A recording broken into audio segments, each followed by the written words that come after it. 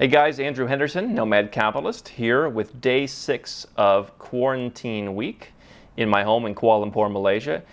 Today we actually are having a tea party tea, which is a lovely tea with Mediterranean orange and pineapple and golden black tea, really nice. As I always say, they're not a sponsor, I'm just a fan.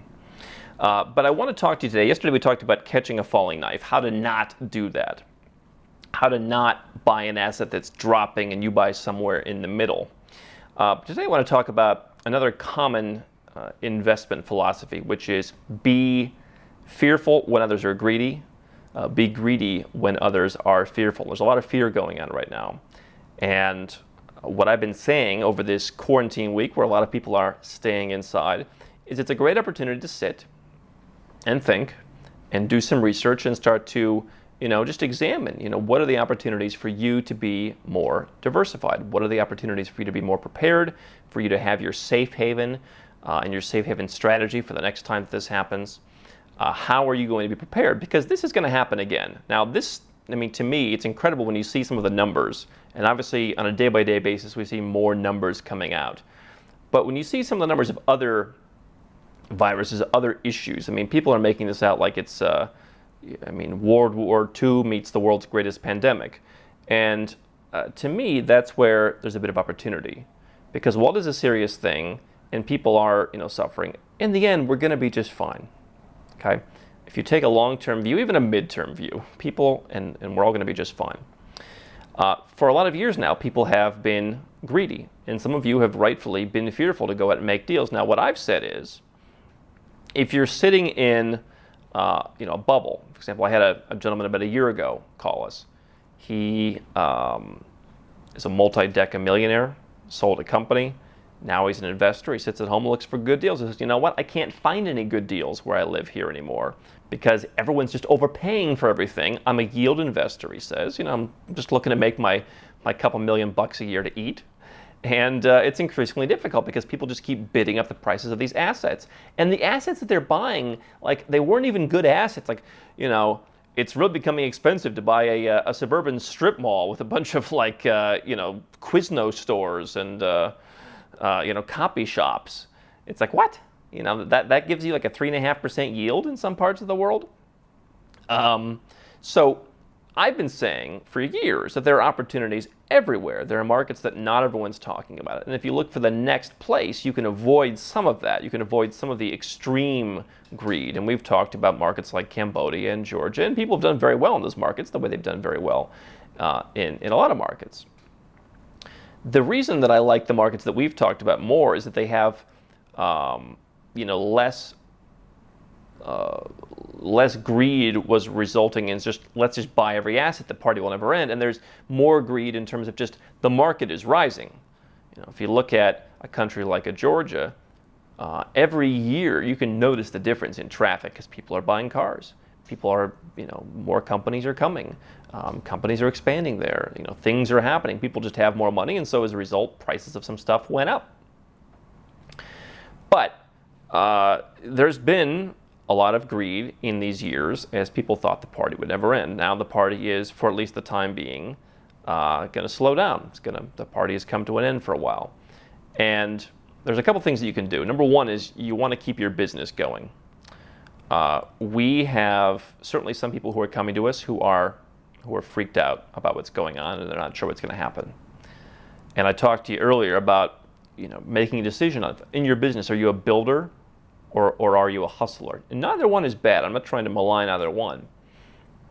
I have invested and managed businesses in the past that did very well that I never wanted to be in for the long term. I don't want to do that anymore.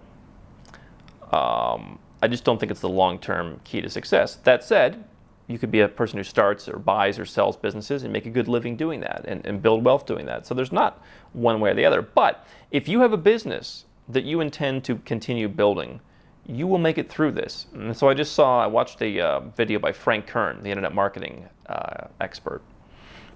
And he said, here's how to thrive in this coronavirus epic. You advertise. Because a lot of the other people who are afraid are not going to advertise.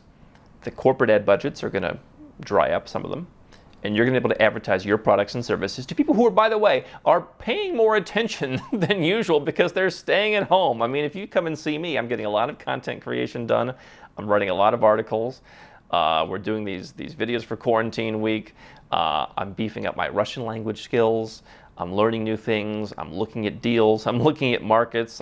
It's quite frankly, it's a very nice time to be able to take a breather that a lot of us haven't been able to take in a while, and figure out how to plot our next move. And so if you're in business, a lot of other people are going to be slowing down right now. Unfortunately, some businesses are going to go out of business, but this is the natural cycle of the markets. There is a cleansing happening right now. And so if you don't want to be cleansed, you need to keep up and be out there more than ever. But when it comes to the markets, people are fearful right now. Have we reached rock bottom? I don't know. As I told you when discussing a falling knife, I'm happy to buy assets that will rebound and in the long term produce a decent yield and have growth potential and have solid fundamentals. I think that if you've been if you're the person who's been buying anything in sight and just figured the stock market can never go down, I always figured, this stock market, it's had such an incredible rise. Eventually you're going to have a fall. And so here we are. You're still much better off than you were just not so many years ago, right? But people don't focus on that because they get so used to, this is how much money I have. Which again, is what I've been saying every day. Have a cash position that is stable. In addition to all the other investing that you're doing, so that when things come down, you feel less of the brunt of it. But there are going to continue to be opportunities as people have to quickly sell their homes. As currencies drop, there's going to be new opportunities. I'm sure there's somebody out there. Oh, look at Andrew. The Colombian peso's down. My property in Colombia, my deals in Colombia, they've done just fine. The market's been increasing. The country's been doing some of the right things. It's been in the right direction. You could rent it. You could make money. I'll be just fine. And if you're in Colombia, you'll be just fine. Now, I do have a couple people right now that are looking for passports, and they look at a Colombian peso that's under 4,000 to the dollar. We're going to go out and probably find them some real estate for about $1,000 a meter in great locations. And they're going to be able to rent it and get a pretty darn good yield, probably even in the low double digits if we play our cards right within the next year. And they're going to get a passport out of it eventually if they want to go and do that. And so, is Colombia just going to be wiped off the face of the earth? No. In times like this, people flock to safe havens. Every asset class except the United States dollar is taking a hit. Singapore dollars, Canadian dollars, the Australian dollar would be below. It was incredible. Everything, cryptocurrency, it's all taken a hit because people believe, the U.S. dollar is the place to be. They're not going to always think that. In fact, remember, it wasn't very many years ago in the 2010s when the U.S. dollar was weak against everything and it started to strengthen. So while I'm not a market timer, there's an opportunity now to get in with currency plays, with people who are going to need to sell their properties. You have markets that I've been talking about, like Turkey, that were already beaten up and that already had a lack of confidence. I've always said those markets will come back too. Not all of them, but in that particular case, I'm not betting against a city like Istanbul. And so what I really want to just tell you is it's all about the mindset. You're going to be okay. If your business delivers value, if you have the right mindset, if you're committed to growing it, you will be okay. Especially if you have some cash in reserve. Now, some people are going to have to lay off some of their staff. Some people are going to have to slow down some stuff. Maybe this is an opportunity for you to go into new business lines or open up some new opportunities. And maybe you'll find something that you never thought about that's going to be an even bigger thing than you already have in your business now because you did it out of a sort of necessity now. But it's going to be okay.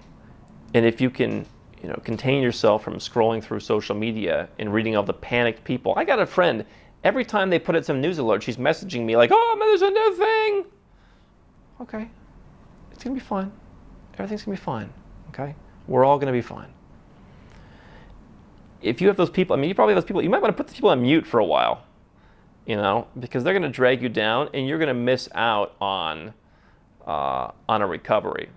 Whether it's tomorrow, a week from now, a month from now, or a year from now, you're going to say, wow, I wish when everybody just, 30% of the value of that currency dropped, and I could have gone and bought that real estate in that country that I wanted to live in, or that country that gave out a passport, or that country that has high rental yields, or it's going in the right direction. I could have diversified my money, because the next time this happens, you're going to want to be diversified more than you are now.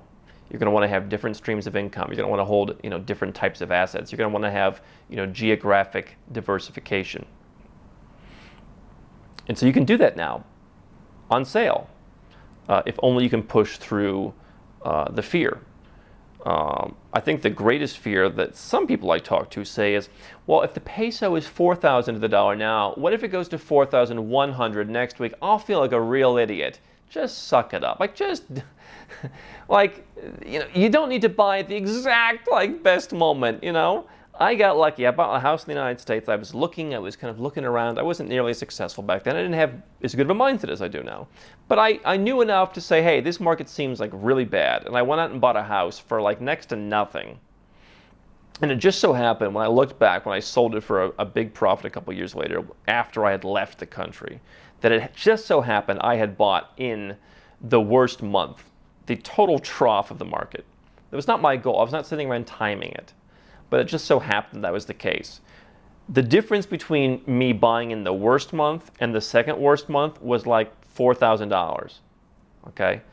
In the grand scheme of things, you're not going to be kicking yourself over $4,000. Okay? I've done deals where it's I think I'm overpaying by a couple dollars. And it's I do the deal, and then you look back a couple years later, it was a great deal. To me, that's one of the bigger fears in the people that I see sometimes. It's okay. You don't have to get the exact best deal, okay? So, but there are going to be some deals, and things will come back. And again, what we talk about here at Nomad Capitalist is a great opportunity just to come back with the market with an international strategy. I don't know about going out and buying cheap U.S. real estate right now. I think you're going to find some deals in U.S. real estate too, but you're going to find some even better deals overseas in markets that have more intrinsic potential. I don't know what the intrinsic value of Wichita, Kansas is. I don't know how much intrinsic, value, Quebec City has. They're nice places, but if I'm betting on the future of the world, I'm betting on the Istanbuls. I'm betting on, cities that are up and coming and big places and all that. So be fearful when others are greedy. They have been. Now, be greedy when others are fearful. Go out, stalk the market, look at some offers, talk to folks like us here at Nomad Capitalist, figure out what's going on, and get ready to be greedy. How can Nomad Capitalist help you? 4 ways. Number 1, subscribe to our channel and click the notification bell to make sure you get our new video every day. Number 2, get a copy of Nomad Capitalist, the book. You'll learn a lot of my personal experiences over a dozen years of studying this stuff, as well as exactly some of the strategies that you can use to build your Nomad Capitalist plan. Number 3, if you're not sure where to start, but you want to come and learn from my team and I, you want to come and mingle with like-minded people, learn more about our live conference, Nomad Capitalist Live. It's coming up soon. And number 4, if you want some help right now because you've got a burning issue, you need something solved, you want to lower your taxes, get a second passport, or build the Nomad Capitalist lifestyle of your dreams, go to nomadcapitalist.com and click on Become a Client.